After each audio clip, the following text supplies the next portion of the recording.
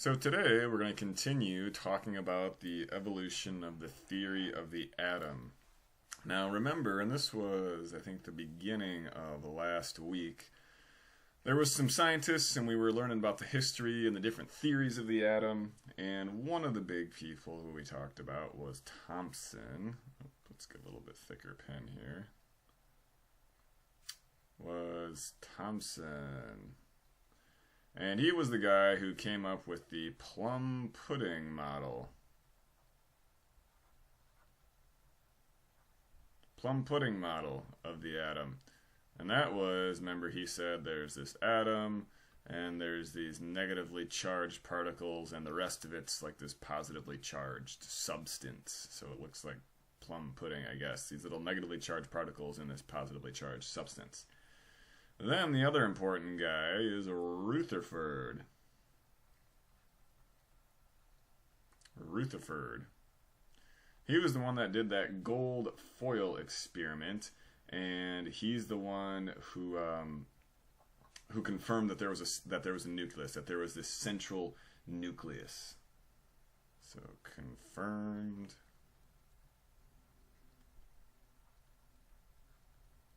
Central nucleus.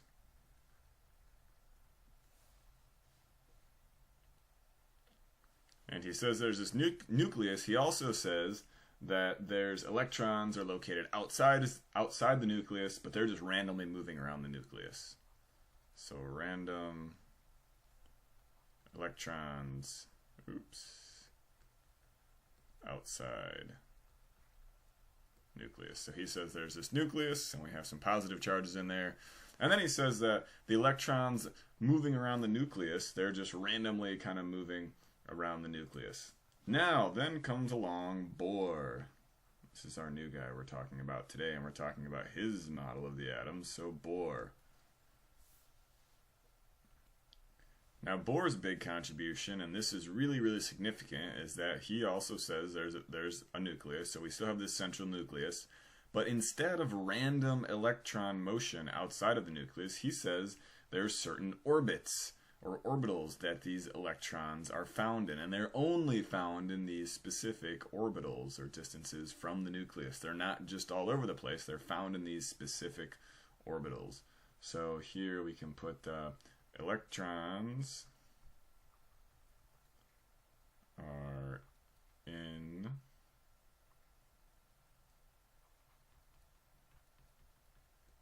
distinct orbitals around the nucleus. We can think of it like this. So Rutherford, if we looked at his, we'd have a nucleus, and then we'd have this area around the nucleus be like, oh, the electrons could be anywhere in this area around the nucleus. There's no specific place where they could be. They could be anywhere around this nucleus here, right? Bohr comes along and says, yeah, we have this nucleus, but the electrons are only going to be found in these specific orbits or orbitals around this nucleus. Kind of, if you think about kind of like the planets orbiting the sun, they stay in a specific orbit, a specific distance from the sun, just like these orbitals, the electrons are only found in these specific orbitals or specific locations surrounding the nucleus. Now, these different orbitals surrounding the nucleus correspond to different energy levels, with the lowest energy level being the closest to the nucleus, and energy increases as you get farther and farther away from the nucleus. So these in here, in this orbital, these electrons would be at a lower energy level, and then the electrons out here, if we had, and then this next orbital would be a little bit higher energy level, and if they were in this outer orbital, they would be at an even higher energy level. So energy increases the farther you go from the nucleus. Energy increases.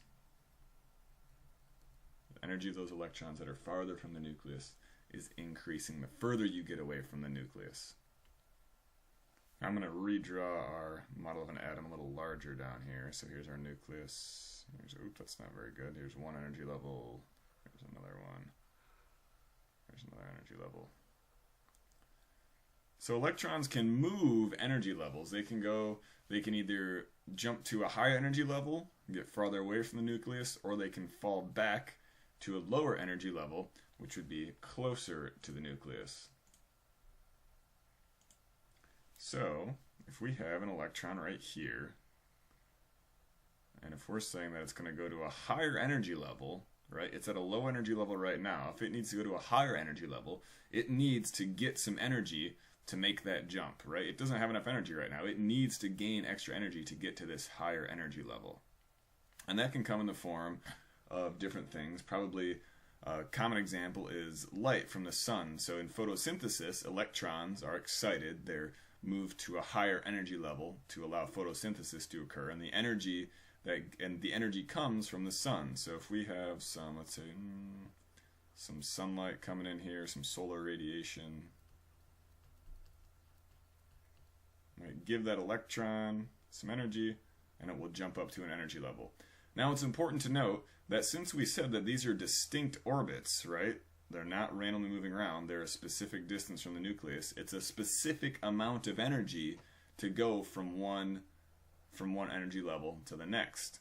Right? It's like going upstairs. You have to give a specific amount of energy to go up one stairs. You can't go in the middle of the stair or almost to the top or almost to the bottom. You have to go up the full stair, right? So you need a specific amount of energy to go from one energy level to the next. There's a specific amount of energy from the sunlight that this electron takes to move up an energy level. Now electrons can also fall back.